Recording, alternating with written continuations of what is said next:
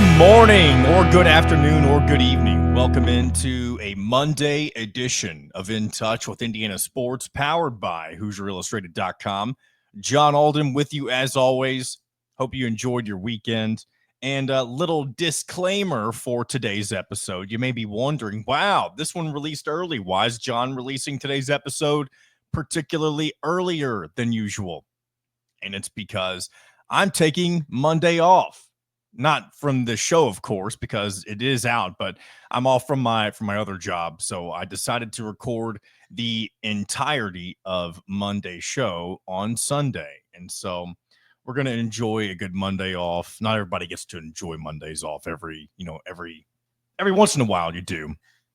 So it's nice to get one off. So hopefully you're able to enjoy today's episode and the week ahead. And I feel like we got a lot of good stuff to talk about. We're going to bring on Kyler Staley from HoosierIllustrated.com to kind of recap Indiana's season finale at home against Ohio State. That was really just a storybook ending, right? And it wasn't the most perfect season, but all things considered, you couldn't have really drawn up, especially for the final several minutes of that game. You couldn't have really drawn it up more perfectly for this Indiana season, for the seniors, especially Trey Galloway, and of course for Mike Woodson, who will, no longer be the head coach after their ensuing postseason run. So we'll talk about that. We'll also get Kyler's thoughts on the senior night festivities, senior day. I know it's kind of weird. We all just colloquially refer to it as senior night, even if the game is played during the day. But it was kind of a mid-afternoon, early evening. So is it really nighttime? Is it really senior night? I know that's stupid, but we'll get Kyler's thoughts on that as well. Of course, we'll talk about the upcoming Big Ten tournament. We know that Indiana's opponent will be the Oregon Ducks from out west, going to try to get some revenge, go duck hunting in Indianapolis. Wasn't so successful out west, but hey, maybe on your home turf. I mean, it's not necessarily your exact home arena, but when you're playing in Indianapolis, Indiana has typically had some advantageous, sort of home crowd type of environments.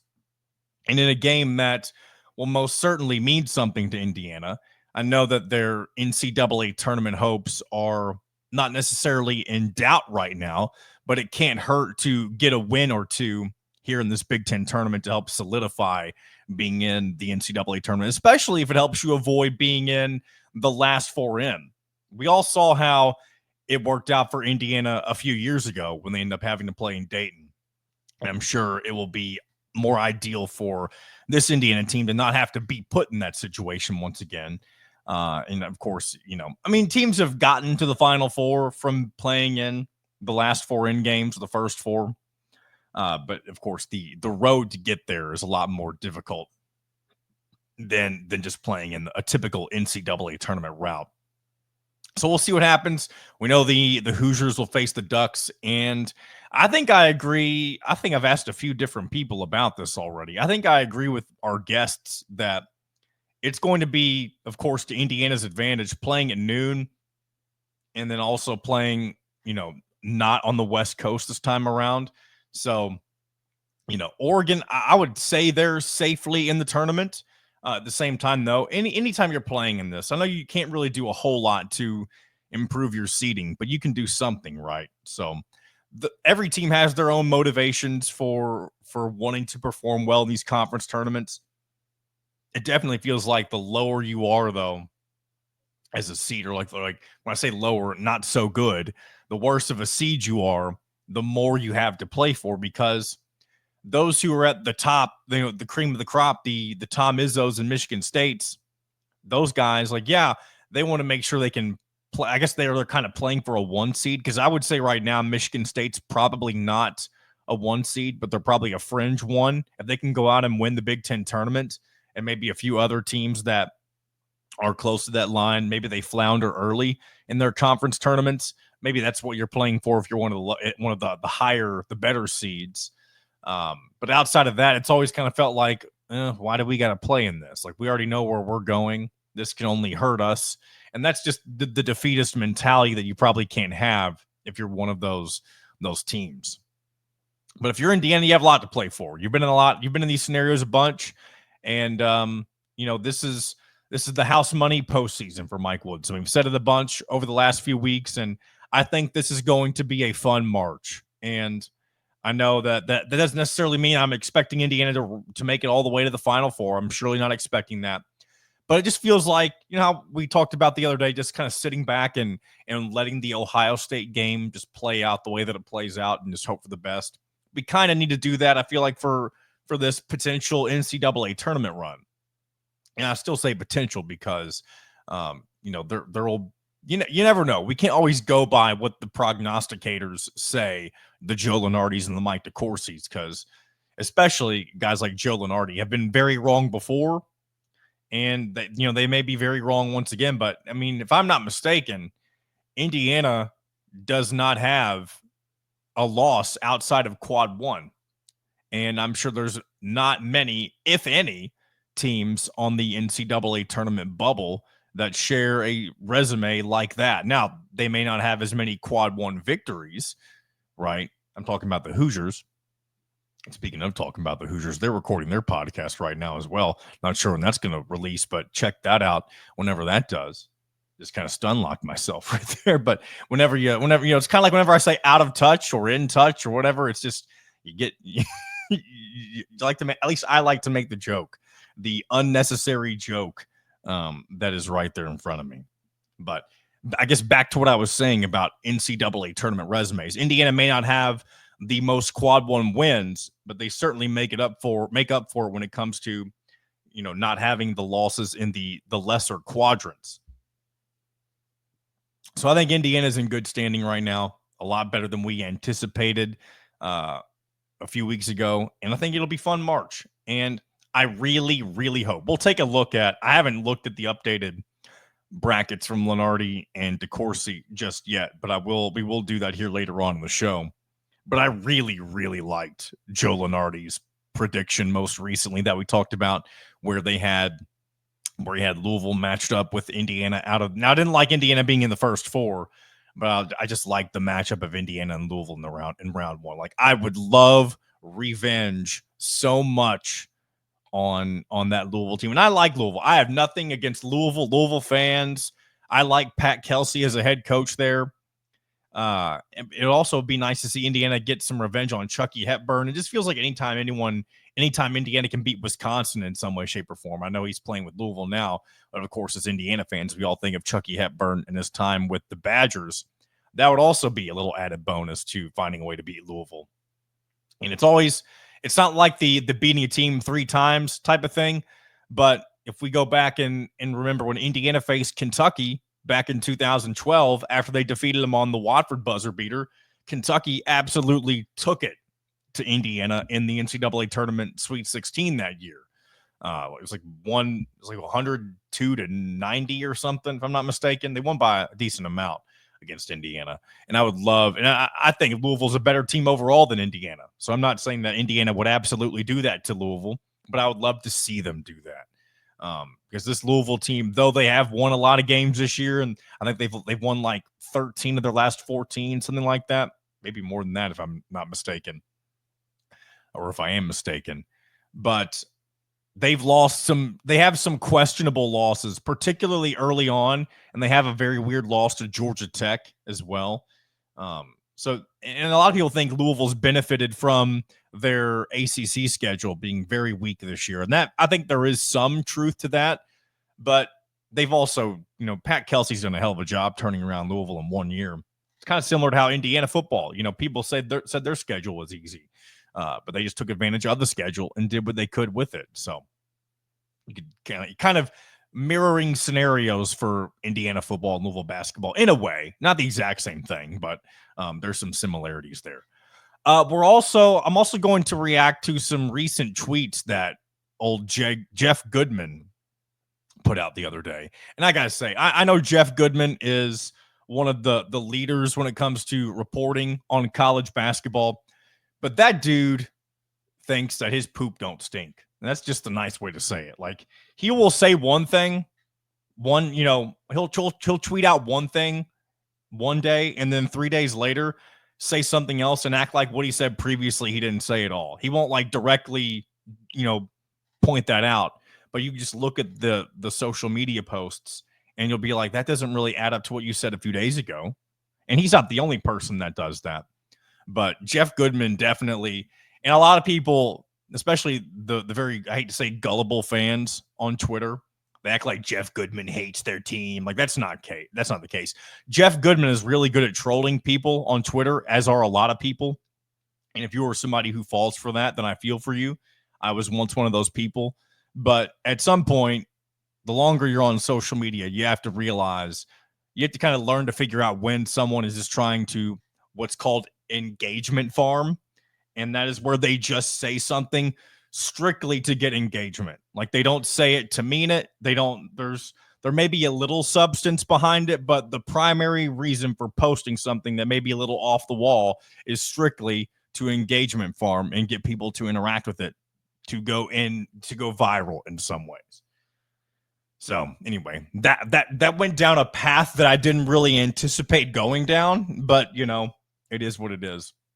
And we may get into some Indiana football spring practice stuff, or I may save that for a rainy day. We are very much in the heart of primetime college basketball, so I don't want to force Indiana football content into the show necessarily. And if I'm able to do it naturally, I will. And I do, like I said last week, I do plan on having Mitchell Page on again soon, and we can talk about some actual spring practice things. But right now, whenever this Indiana team actually has a chance to do something, and I'm not saying that they should, as I said earlier, I'm not saying they should go on to do impeccable things, but I think, like I said, this can just be a fun march. And I think, honestly, initially, I thought this was going to be a very boring time of year for Indiana basketball. A few weeks ago, we kind of thought we knew where this team stood. We thought we knew where the season was heading. And I'm really curious to really, I mean, we'll never know this, but I'm curious how the season would have played out had Indiana not went ahead and made the decision to announce that Mike Woodson was stepping down. Imagine if that had not become public information and you still kind of had that cloud, the extra pressure on this team to perform. I hate to say this, but I don't think they would have gotten it done. And again, that's really all I want to say about it, because I don't want this to be a negative episode. But I think whoever made the decision to kind of pull the trigger and say, hey, this needs to be public information, we need to get that out there, that was, in my opinion, the smartest thing that could have happened to save this Indiana basketball season. Now, yes, the players, the coaches, they all had to put in the work to do it, but I don't know how easily that would have come to them had that announcement not been made. I'll say all those weeks ago. It wasn't that long ago. It was really just perfect timing in order to really kind of, I hate to say save the season, but it did in a way, because we all know, I'm not taking away from the expectations at the beginning of the year. We all know that this team had the potential to compete for a Big Ten title, and they didn't live up to it. We all knew that this team had the potential to be, a much more comfortably in the NCAA tournament, and they weren't able to do that either. And but also, none of that takes away from what this team's been able to do down the stretch and put themselves in a position, where they are right now. So with that being said, we'll leave the rest of that conversation where it is, and then let's go ahead and we'll go ahead and bring on Mr. Kyler Staley, and we'll continue talking and reacting to really what happened over the weekend against Ohio State, how the season finished. We'll talk more about Senior Day, as I mentioned, and we'll kind of do a little bit of a preview of the Big Ten tournament. I know we don't have the exact bracket right now, because at least as of this recording, which is on Sunday, I know it's releasing on Monday, there are still games being played out or that need to be played in order to have the final seeding set. But nonetheless, we can still kind of look ahead and see what the route may look like in some way, shape, or form. So With that being said, Mr. Kyler Staley, welcome back to In Touch with Indiana Sports. We'll go. That was one of the dumbest. That I never transition to segments that way. So we're gonna. I'm not gonna cut that out, but we're gonna try that again. So without further ado, from Who'sRealEstate.com, we're gonna talk more Indiana basketball and other things with Mr. Kyler. I wish I had a drum roll right now. We're bringing in our man from Who'sRealEstate.com. It is Kyler Staley. He's doing double duty today. He just recorded an episode of talking about the Hoosiers that came out on Sunday, and now for today's episode, he's joining In Touch with Indiana Sports as well. This is your prime time of the year. I feel like, Kyler, you're kind of our basketball guy at Hoosier Illustrated, more so than anybody else. Are you hyped for what's going on right now with the Indiana basketball team? I'm very hyped. First of all, this is my favorite time of the year. These next 2-3 weeks, I love the NCAA tournament, like just about as much as anybody loves it. But I really love conference tournaments. I don't know what about it. I just love it. I love the midday games. I love watching the games. I just love all of that. And you always see a lot of exciting upsets during it and bid thieves and all that stuff. There's just a lot that goes on in these conference tournaments. And I couldn't be more excited, especially knowing the fact that Indiana's playing really, really good basketball right now. And they've got a chance. It's going to be tough, but they've got a chance to maybe go on a run here, especially winning against Ohio State. So it's a fun time. I love March. The weather is beautiful, and everything's just perfect right now. I just love everything about it. I know everything. We're going to have almost a full week of 70-degree temperatures in my neck of the woods. I'm sure it'll be similar up near Bloomington as well, or anywhere in Indiana for that matter. So it really is one of the better times of the year, especially if you're a basketball fan. But before we dive into kind of the bracket. So right before we started recording this, the Big Ten announced the final bracket. No matter what happens with the rest of the games on Sunday, we're recording this on Sunday for a Monday show, of course. No matter what happens, the bracket is set. So we'll dive into a little bit of that here in a moment. But I do, since you and I didn't do a post-game wrap-up show after Indiana's win against Ohio State, I do want to start there. Let's just kind of start with Trey Galloway, right? Trey Galloway had probably he's had some clutch performances throughout his career, but the fact that he got to hit a couple of really big three-pointers down the stretch that really helped Indiana. Not only were they down, I believe, like 5 points in the final few minutes of the second half, Ohio State didn't score hardly at all in those final few minutes, and Indiana just came up with clutch bucket after clutch bucket, a few of them by Trey Galloway, and it was one of the more for some reason, I want to say comforting things. That's probably not the best verbiage to use, but it was really kind of, I said this earlier on the show, a storybook ending for this regular season of Indiana. I'm just curious your thoughts on how things played out at the end of the game against Ohio State this past weekend. That game, that single game versus Ohio State, I think perfectly summarizes exactly how the season's kind of went for Indiana, right? It's just been nonstop fight for this team. You never really felt comfortable with this team, throughout the whole entire year. It was every game, what Indiana team you're going to get and all that stuff. And look, Ohio State also, I think people kind of forget this too. Ohio State was coming in, playing for their NCAA tournament lives as well. This was kind of a win and you're in type of game for both teams. So Ohio State played very, very tough. Ohio State's been a tough team all season. I mean, just go back to Indiana's win in overtime, at Ohio State a few months ago. Shows you how tough it is or whatnot and stuff. But Indiana just kept fighting, man. And they rode like they have been these last 7 games or so, with the 3 Indiana kids, the Trey Galloway, the Anthony Leal, Luke Goody, those guys. I know Luke Goody didn't have, the best performance, but specifically looking at Anthony Leal and Trey Galloway, the guys that have been the heart and soul of this team for a long, long time. And guys that, love Indiana more than anybody, probably besides Mike Woodson, love Indiana more than anybody on this roster. And for them to come in and make the key plays, especially Trey Galloway down the stretch, for him to hit those 2 big threes, especially that one with the, I guess you'd call it the dagger 3, with the shot clock running down, that little weird miscalculation with the shot clock that was very, very strange. And, him just pulling it. I love it. I love that for Trey Galloway, a guy that's been through a lot of injuries. He's battled a lot of injuries throughout his college career. He came into Indiana as a player that was still trying to find himself as a basketball player.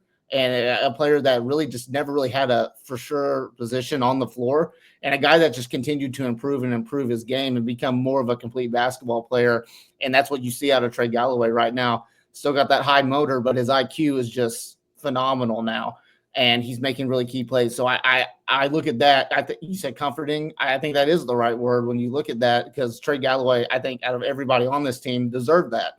And that'll be a shot that'll be replayed over and over again throughout the next few years. So you love it because there's a lot of guys that just fought hard on this team for Indiana. For them to get this win, especially for Mike Woodson, those seniors, to kind of close the book, close this chapter on this season, and then build towards the NCAA tournament, which I think the Hoosiers are in now. Just seeing what can happen. But it was perfect yesterday. Indiana fought. They got the win. They needed to get the win, and everything was just, a nice celebration. And I do want to ask, I know at least you and I were talking before we did this recording, that senior day / senior night, whatever you want to call it, it wasn't the traditional, all the guys get out and talk, that sort of thing. It was really just Anthony Leal doing one speech for everybody. What was that like? Do you feel like I know last year when you think about senior night, there was a lot of contentiousness. It was kind of toxic in a way. I'm sure you didn't get that sense this time around, I would assume. No, it was, look, I mean, and I'll just be point blank here and stuff, ever since, Mike Woodson, it was announced that he's not coming back. There's been things that have been very, I don't know if you want to say touch and go, or just a little iffy when it comes to, media availability and things like that. So I don't know if that was kind of like the play here. They didn't want any hecklers or anything like that for the players to give their speeches, or it could have simply been the fact, I think there was 6, 7 seniors, including the walk-ons. Yeah. Everything. It could have been a time thing as well. So you don't really know. But they had a really nice tribute for Mike Woodson video package. I'm sure you can go on their Twitter account and rewatch it for anybody that doesn't know what I'm talking about. And they had a really nice video package for all the seniors. Each one of them, had a chance to share their experience with Indiana and how much they appreciated, playing for Indiana throughout these years. But they did let Anthony Leal kind of do like a 2-minute type of, speak for everyone. And, basically he said, the best thing is that, I shouldn't say the best thing, but, he was fighting back some tears, right? And you could tell that it just means the world for him to be able to play, for Indiana. He thanked the fans, special shout out to Mike Woodson. He talked about how much the team loves him and stuff like that. And, how much Mike Woodson's done for them. So it is it's a sad ending, in a lot of ways, because I think if you ask a lot of Indiana fans, they didn't want it to play out like this, especially, Mike Woodson being the legend of a player that he is for Indiana, being one of Bob Knight's number one guys and all that. But it was a nice closure, I think. And it was a nice, kind of celebration, like I mentioned earlier. And Anthony Leal did a good job, and he even promoted his realtor business at the end of it as well. So kind of funny there, but you can tell it meant the world for Indiana, and it was a nice little special moment, especially knowing that they got the win right beforehand. Because I feel like the last thing that, people want to see happen during this postseason run is for people to view it as, oh, this is Mike Woodson and the team's way and sticking it to the fans. Because that's not fun for anybody. I mean, I guess it could be fun for them, but if that was the vibe heading into this Big Ten tournament and then the NCAA tournament, there'd be some very, it's not that you wouldn't root for them, but it would just be very uncomfortable to watch play out, right? Right, exactly. So, and I think especially with Indiana, giving themselves a chance and everyone knowing what the outcome when the season is officially over, knowing what the outcome is, Mike Woodson not coming back, you have no reason not to root for this team. There's going to be that fan base, which I still think is ridiculous to be like, as long as Mike Woodson's the coach, I'm not going to root for this team or anything like that. You have no reason not to root for this team. So what I love about it is that Indiana's playing really, really good basketball. I would even make a case, I'd have to look at every single one of the teams in the Big Ten, but I would even make a case that Indiana may be the hottest team in the Big Ten right now, just the way that they've been playing really, really good basketball and the wins that they've gotten over the course of these last couple of weeks. They could make a run, man. They really do. We've mentioned all the time the talent that they have on the team. It's just always about kind of putting the pieces together. And ever since Mike Woodson, it was announced that he wasn't going to be back, Mike Woodson just kind of let the chains off, right? And he's playing the guys that are going to win the games. He's extended minutes to the guys that deserve it, and whatnot. So you'll just kind of see, in that in these next couple of weeks when it comes to the postseason, can Indiana make a run in the Big Ten tournament? Can they make a run in the NCAA tournament? You just don't know. That's the beauty of March, right? You just don't know. what can happen. But as far as the fan base or whatever, you have no reason not to root for this team, and I think that's what you're going to see. You're going to see a unified fan base these next couple weeks for Indiana. And as we, get ready for the Big Ten tournament this week, we already know, and we now know at this point who everyone's going to face. Indiana gets the 9 seed. They'll have a rematch with Oregon. Really, when's the last time? I mean, I know it was their second last opponent, but how many days removed from their previous game against Oregon will this be? It's less than. Or no, it'll be right over. No, a week and 2 days. A little over a week. It's like 8 or 9 days, something along those lines. Yep. Either way, Indiana very familiar, Indiana very upset with how not only the game ended, but just kind of how that game played out. So I think Kyler and you and I are on the same wavelength of thinking here, in that I feel like Indiana's going to come out feeling vengeance, a hunger for a win, not only because they want to kind of really solidify their NCAA tournament appearance potentially, but also get revenge on, of course, a team that you really probably thought you should have beaten a little over a week ago. Yeah, and look, Indiana, it wasn't the prettiest game by any means, but for them to go out west and play Oregon on the second of the back-to-back West Coast trip or whatever, they had Washington beforehand and then ended it with Oregon. I think that they played well enough to win that game. I mean, they led with a minute and a half left, and then Shellstead, Oregon's guard, hit that crazy shot, literally the exact same shot that Trey Galloway hit versus Ohio State. Hit that shot, and then obviously Indiana just couldn't get a bucket to fall or whatever, had to foul or whatnot. Yeah, that was a big play with that, but you also got to look, it's been hammered home, and there's a lot of good quotes that came out of it. That foul count was just ridiculous. 21-7, not balanced at all. And especially people want to talk about Oregon being this physical team or whatnot. Yeah, they're a very physical team, but that does not mean that they get away with fouls. That just doesn't happen. And that's what happened in that game. Like with that said, I think this game is going to be still competitive. I think Oregon's still a very, very good team. And I think Indiana, vengeance is the right word. I think Indiana does want to seek some redemption with this win. And I think Indiana can beat this Oregon team because they're coming out west. This is their first taste of the Big Ten tournament. I think Indiana is going to have a good, showing there, especially when it comes to the fan base being in the middle of the day, right at noon. So going to be a very, very hot, heavy Indiana crowd, I would say. And I think the foul count is going to be a lot more balanced than what we saw. And I think the way Indiana's playing, I think Indiana is going to come out with the win here. I think they can do it, and we'll just kind of see what happens on Friday versus Michigan State. And then it's going to say, if they come out with a win, they will face the top seed Michigan State team, who we know they defeated on the road this year. And, that'll be sort of a revenge game for the Spartans if that ends up being how Thursday's games play out. I think, first of all, when it comes to Indiana probably is in, even if they lose to Oregon. I think you have to sweat a little more on Selection Sunday if they happen to lose, especially. And at that point, you may be thinking, okay, they're going to Dayton. It may be that one of those kind of scenarios. And we saw how that played out a couple of years ago. That's not really the ideal situation to be in, especially if you end up getting put in a bracket where you're playing in Dayton and then 48 hours later, you're out on the West Coast. That's not something you really want to have to be in. So hopefully with Indiana, I think if you get that Oregon win, you're sitting pretty and you're comfortably in the NCAA tournament at that point. You can probably I don't want to, act like I know exactly what would happen, but I think at that point you could say you've avoided playing in Dayton at that point. And then at that point, if you get to Michigan State and you win, you may be jostling for seat position at that point. You may be able to move up if you're able to beat Michigan State.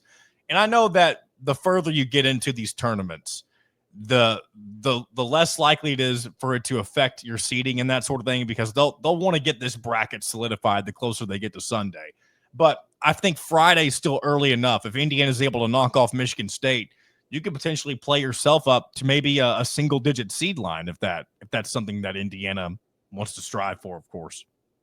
Yeah, but here's my thought though too: is like, do you actually want to be an 8 or 9 seed, because the winner of that has to play the number 1 team in that bracket? So do you want to play? I guess obviously it looks. I don't think any. I'll say this: I don't think any of the 1 seeds, save for I was going to say Auburn, but they just lost to Alabama on that buzzer beater shot the other day.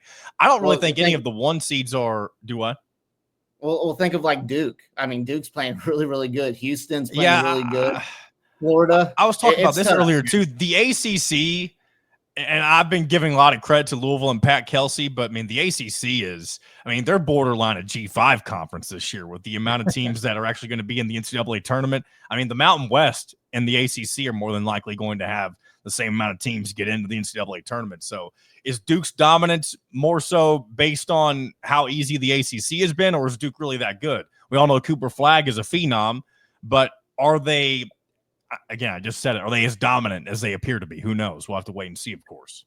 Yeah, and that's a good question to ask, and that's the beauty of the March Madness, right?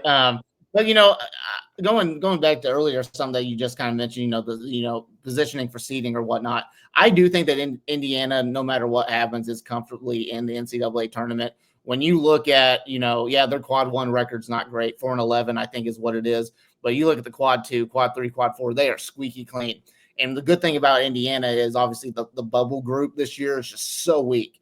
And if you compare the resume with that bubble group, the Arkansas, the North Carolinas, Texas, Ohio State, and I'm probably forgetting a lot of names, Georgia or whatever. If you look at that, Indiana's resume is so much better than all of theirs in. So you can't have any – it would just be ridiculous if like an Arkansas passed up Indiana at this point in the season. But I think for Indiana, I do agree with you. I think they're in. But if they were to lose to Oregon, then you're kind of like, are they a first 4 team? Are they comfortably in? Are they going to avoid Dayton? You just don't know with that. But, moving forward, I think Indiana would be better off being an 11, 12 seed or something like that, somewhere where they're not, super close to the 1 or 2 seeds or something like that in the NCAA tournament, so they can kind of go on a run and maybe bounce it out a little bit better against teams that they would be better matched up with. I'm just not sure if an Indiana team, matches up well against Auburn, matches up against Houston, Florida, those teams. If I'm just being completely honest with you, because, well, that is weird, though. Like, you want to see – I don't mean to interrupt, but you want to see the team continue to have success. But,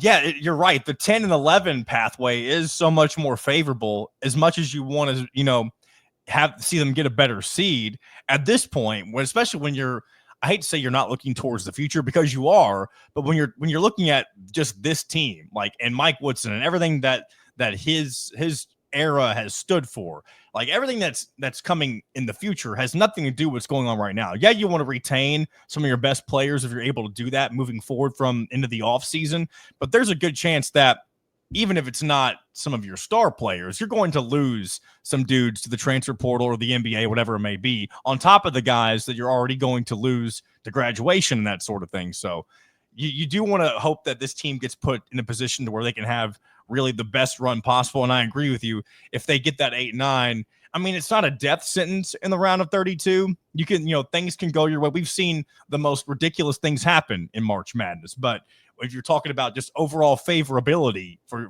a deep run, that's not something that you really, I guess, hope for your team, right?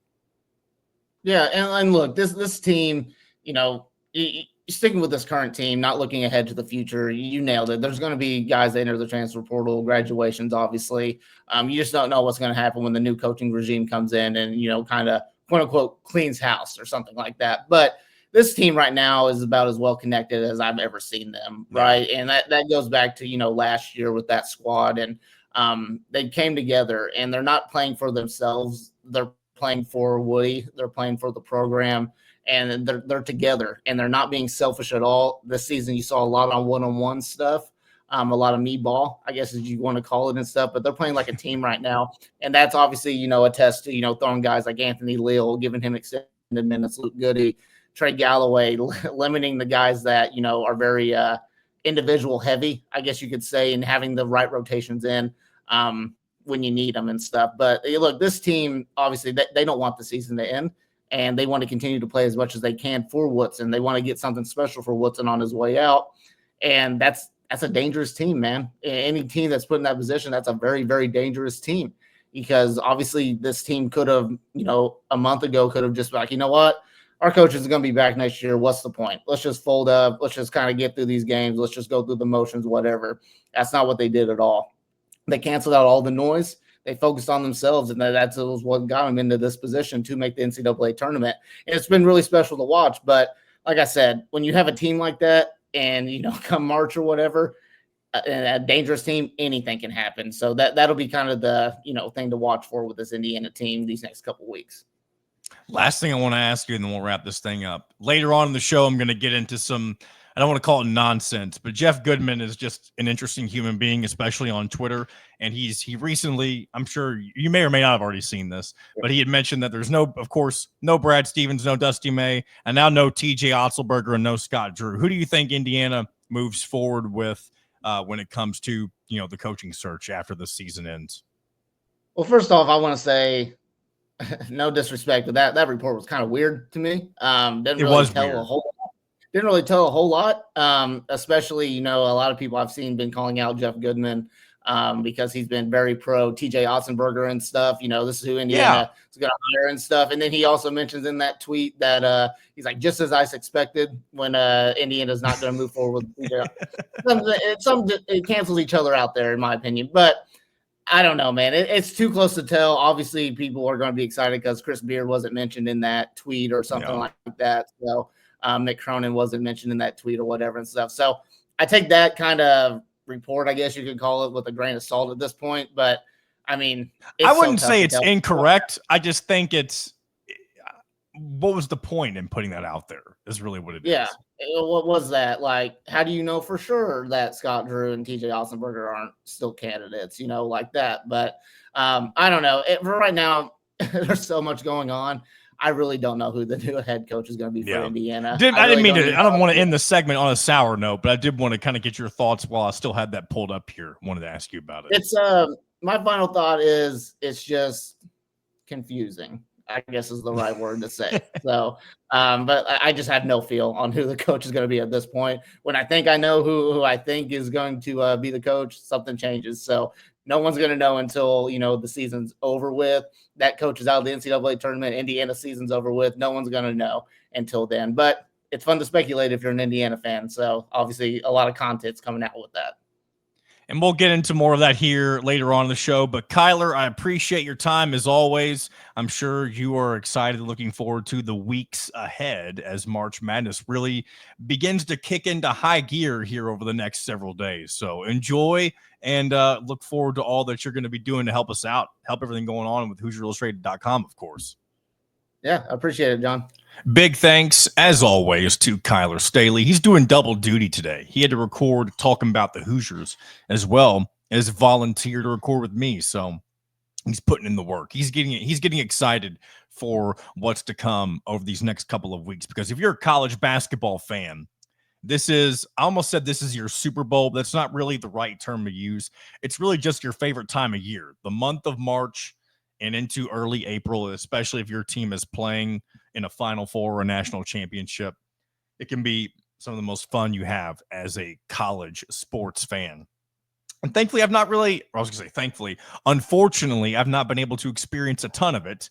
I've seen some decent Indiana runs over the course of my fan career, whatever you want to call it. But it's never really gotten to the point to where, the Louisville fans I'm around, the Kentucky fans I'm around, it's never really gotten to that level of fun. So hopefully one day you and I will get to experience some of that. I say once again, too, because some of you have probably experienced a lot deeper runs than I have. So let's go ahead and get into some updated bracket projections now. I do want to take a look at Mike DeCourcy and Joe Lunardi's updated projections. Mike DeCourcy, and this is as of a couple of hours ago, I believe. Again, on Sunday. I want to reiterate that in case people forget that this was recorded on Sunday. But as of right now, according to Mike DeCourcy on his Fox Sports bracket, he currently has Indiana in the last four in, along with Ohio State. He has both of them in the last four in. Indiana facing off with Baylor, Ohio State facing off with Xavier. And for some reason, I tried to find this on Twitter, and maybe it's just further down in this article. I can't. Normally on Twitter, it shows the different photos of which region, which teams are in. This one's just a list of seeds. And the only reason Indiana knows who they would play in the first four is because he lists the last four in for this. So I don't know who Indiana will be matched up in this particular projection, but nonetheless, when we move over to our friend Joe Lunardi and his. So he's moved Indiana out of the last four in line and has put them into the last four buys, meaning, of course, they're the teams that will not have to play in Dayton. And he does have Ohio State still in the last four in, but good to see Lunardi move Indiana off of that, last four in line. And they would be they're along the same seed line as Utah State, Arkansas, John Calipari's Arkansas team, and Baylor. And I'm also still happy to see he has Indiana paired up with Louisville in Providence, in the Providence region, I should say, as Louisville being the 6th seed. And nothing's different about the entire pod. He still has St. John's as the 3 there and Towson as the 14. But man, that would be a fun region. If the NCAA tournament committee wants some added drama, like, don't do the cop-out. Don't do Indiana, Kentucky like you always do. We're going to get that next year when the regular season returns, and then that returns at Rupp Arena. Give me the Indiana-Louisville revenge game, and maybe I'm the only person in the world who wants this. And we all know that Louisville fans and maybe college basketball fans in general would rather see a St. John's Louisville matchup in the round of 32.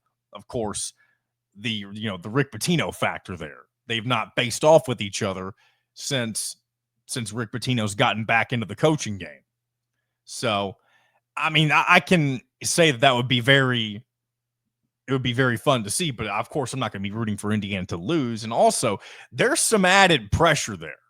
And I know that a lot of the players, really you could say all of the players on this Louisville team, like, yeah, they've now learned what it means to be a Louisville basketball, part of that legacy and whatever, all that good stuff. But will there be any added pressure for them to, get to that matchup against St. John's to face off with Rick Pitino? I don't know that these players would give a crap. Now, the fans care, but the players don't give a crap. Pat Kelsey would understand the magnitude of it, being somebody who seems to really understand what he's got going on right now as the head coach at Louisville. But I don't he doesn't seem like the kind of guy who would be fazed by that sort of thing. And by the way, I don't know if you guys can hear my dog howling or barking. I apologize if you can, but she is going absolutely berserk at something right now. And I'm trying very hard to ignore it and just keep moving, because as you all know, I do not like to edit the show very often, or, it's not, I always edit the show. That's not what I'm trying to say. I don't like to make a bunch of different cuts in the show, because I feel like that throws me out of my rhythm of what's being talked about. That's a better way to say it. So hopefully whatever's bothering her, it is a very nice day outside. So I'm assuming she's seeing some other dogs walk by, being walked by their owners. And maybe she's just, doing what dogs do when they see that type of thing happening. So anyway, Indiana, yeah, like I said, they're the 11, no longer in the last four in games in this scenario. But I'm still very much on board. Hopefully you are as well, of that region being exactly that. I know the NCAA tournament committee is not listening to this show in particular, but if they were, then I'd absolutely hope they would take that into consideration. They just look at Joe Lunardi's bracket. You don't need to look at me. There's a better chance that you're going to stumble upon Lunardi's bracket than you are this dumb show. But I'm all here for it. I don't know if you are, but we'll see what ends up playing out. Looking at the conference breakdown, 13 SEC teams make it, 10 Big Ten teams, 8 from the Big 12. Nice to see. Well, I don't know if it's really nice to see or if it matters, but the Big 12 was kind of the dominant conference the last couple of seasons. And I guess naturally when you remove teams and, taking Oklahoma and Texas to the SEC, that, makes less competition. So it makes sense why the Big 12 would have a bit of a fallout there. But they're third with 8 teams, the Big East with 5, Mountain West with 3, ACC with 3, the WCC with 2. It's crazy to see the downfall of the ACC. I mentioned how easy that schedule was. Who are the 3 teams getting in? I know you got Louisville. I know you got Duke. Is Clemson the 3rd team in from the ACC? Yeah, they are. They're a 4 seed. That's crazy, though. Are there any? I don't even know if there's any teams on the bubble. I guess North Carolina, they're in the first four out, and that's about it for the ACC.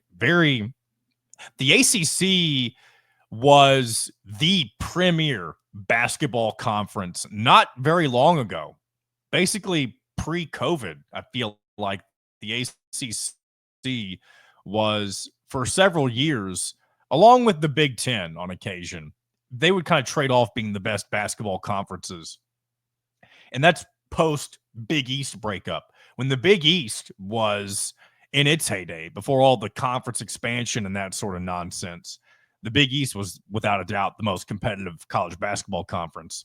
And of course, that's shifted now over the years. And the fact that the SEC has had one of not only the dominance of just them being the best conference this year, but this may, depending on how well they do in the NCAA tournament, it may very well be the most difficult conference for a single season of all time. And maybe I'm completely exaggerating that, but it feels like there's been so many big time matchups in the SEC each and every night.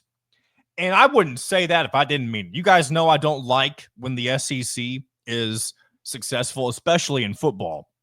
And maybe there's something about this being basketball. It doesn't, it's not as big of a deal for the grand scheme of things. And they've been so dominant in football all the time. So it was nice to kind of see them be dethroned the last couple of years by the Big Ten. But yeah, it's basketball wise, things have really shifted in the SEC's favor. And I don't know if that's going to be that way from here on out. But they will most certainly be in those top two, no worse than top three conferences, I feel like, each and every year. So it'll be, I'm excited for March Madness, guys. I'm more excited than I thought I would be, and I hope you guys are excited too. So I'm going to take a sip of coffee here, and then I want to get into some of this Jeff Goodman stuff. And then we'll wrap it up shortly thereafter. And so, yeah, we'll go ahead and we'll spend about 5 to 10 minutes here, and we'll wrap this thing up. But Jeff Goodman, he posted this on Twitter, X, for you. I almost said purists, but I think purists would call Twitter. But if you're a technicalist, so like, I don't even know if that's the right word either. If you're someone who just calls it by its official, government name, if you will, its new government name, you call it X. But if you're an OG, you call it Twitter still. Anyway, Jeff Goodman posted this at noon on Sunday. He said, Indiana Athletic Director Scott Dolson moving down its list for its next coach per source. And then he goes on to say, no Brad Stevens. And then he puts in parentheses, obviously. No Dusty May, no TJ Otzelberger, no Scott Drew.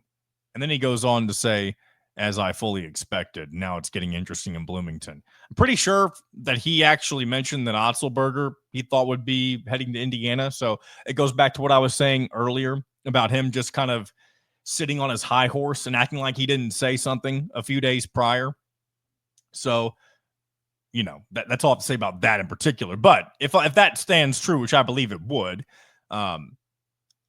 and I'll say this, I'm not surprised because you've heard me, for those who listen to every show or as many shows as you can, you guys know that, especially after my conversation with Mike DeCourcy a couple of weeks ago, it was brought to my attention that the likelihood of poaching somebody from the Power 4 ranks is so difficult to do and almost, I don't want to say completely unheard of, but something you don't get nearly as often nowadays. It's more than likely going to be somebody from, the G5 level, someone from that you may not be expecting. And that's where, the Ben McCollums come in, that sort of thing. I keep seeing people throw out Mick Cronin. I'm less annoyed with the Mick Cronin talk than I was initially, thanks to our guy Dylan Sin this past Friday, kind of, mentioning why it could work in Bloomington. My biggest fear with Mick Cronin is if things aren't going, the way that he wants, we would hope that they would, and that the fans would hope that they would. I think the relationship would sour very quickly because of Mick Cronin's, kind of the way he carries himself, right? He's kind of a loose cannon, more so even than Curt Cignetti.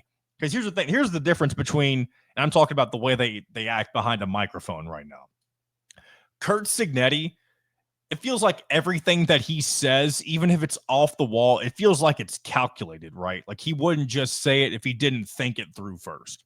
Mick Cronin had said some things this year that they weren't like the worst thing in the world, but you can tell he was just kind of pissed off about some stuff, and he just let it loose a few different times behind the microphone at UCLA.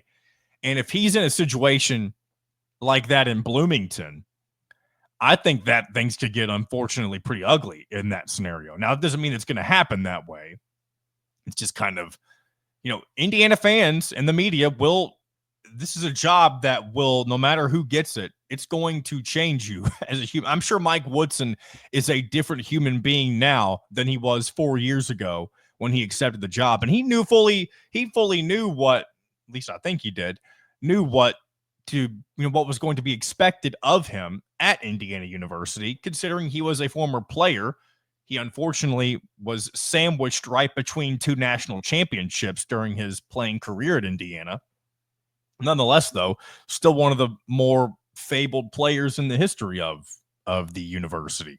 And I'm sure at the same time, even though he knows what the Indiana expectation is, I'm sure because Indiana is so far removed from success, the hunger for success is almost more ravenous, from the fans than maybe it would be if things had been going well for quite some time. But Indiana fans have gotten restless over the last several years. And I'm not saying that's right or wrong. That's just fans being fans. And whoever the coach is will need to understand that and hopefully embrace the challenge, not make up excuses at the microphone. That's the last thing that not just Indiana fans want to hear. If your coach is ever making excuses about why things aren't getting done, even if it's not their fault, it's always a better look for them when they take most, if not all, of the responsibility. Am I right? Because you saw like things soured very quickly last year when Mike Woodson started talking during his radio show and acted like the fans weren't there for him. And then you had that little spiel on senior night last year, acting like fans were going away. It's just very ugly and weird. And then you also saw, and I'm going to go back to Kenny Payne at Louisville for a second. He thought he wasn't responsible for anything. That clown, dare I say, won 12 games in 2 seasons at a perennial power, I'll say, like Louisville, and acted like he needed more time. And then you bring in Pat Kelsey, and he wins 25, 26 games in his first season. Nonsense. And now that guy's stuck being an assistant for John Calipari at Arkansas, and they're having a pretty mid-season.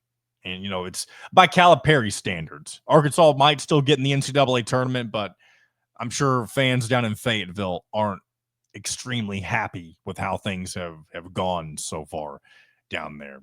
But anyway, I mean, where's this going to go now? The coaching search.